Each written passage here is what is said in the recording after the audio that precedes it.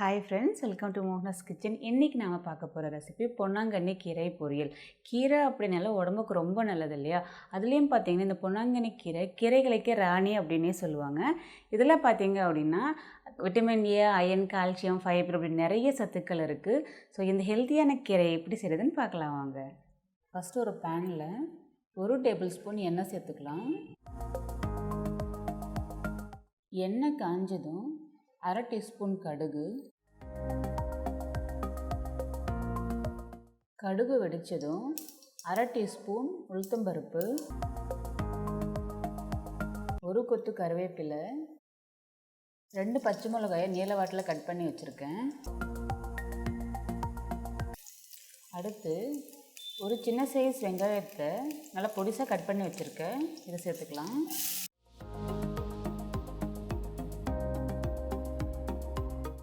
வெங்காயம் நல்லா வதங்கினதுக்கு அப்புறமா நான் 1 கட்டு பொன்னாங்கண்ணி கீரையை நல்லா வாஷ் பண்ணிவிட்டு பொடிசாக கட் பண்ணி வச்சுருக்கேன். இதை சேர்த்துக்கலாம்.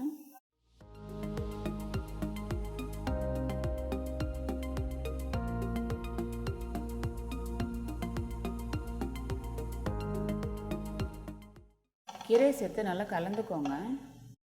அடுத்து நம்ம கீரைக்கு தேவையான அளவு உப்பு சேர்த்துக்கலாம்.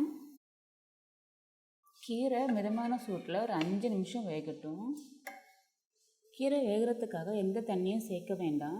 கீரை அலசும் போது கொஞ்சம் லைட்டாக ஈரம் இருந்துச்சு இல்லையா, அந்த ஈரமே போதும். அந்த ஈரத்துலேயே கீரை நல்லா வெந்துடும்.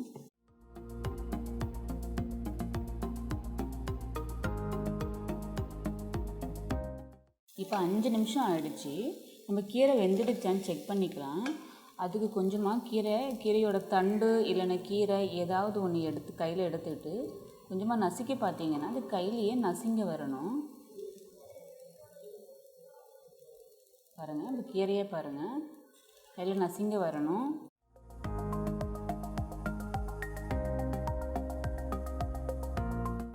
ஒருவேளை நீங்கள் பிகினஸாக இருக்கீங்க, இந்த மாதிரி எனக்கு பார்க்க தெரியாது அப்படின்னு நினச்சிங்கன்னா கொஞ்சமாக எடுத்து சாப்பிட்டு பாருங்கள், அப்போ கரெக்டாக தெரிஞ்சிடும்.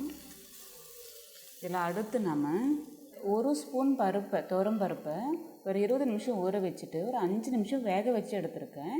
இது நல்லா வேகக்கூடாது, ஒரு அரை வேக்காடு வெந்தால் போதும். ஸோ இந்த பருப்பை இது கூட சேர்த்துக்கலாம். இதில் மிக்ஸ் பண்ணிக்கோங்க.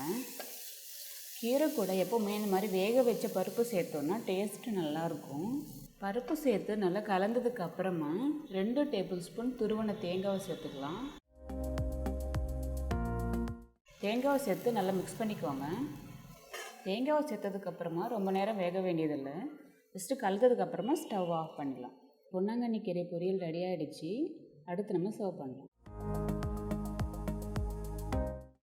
இந்த கீரை பொரியலை நீங்கள் வீட்டில் செஞ்சு பார்த்துட்டு எப்படி இருந்துச்சு அப்படின்னு மறக்காமல் கமெண்ட்ஸில் சொல்லுங்கள். இந்த வீடியோ உங்களுக்கு பிடிச்சிருந்துச்சு அப்படின்னா லைக் பண்ணுங்கள், ஷேர் பண்ணுங்கள், மறக்காமல் சப்ஸ்கிரைப் பண்ணுங்கள்.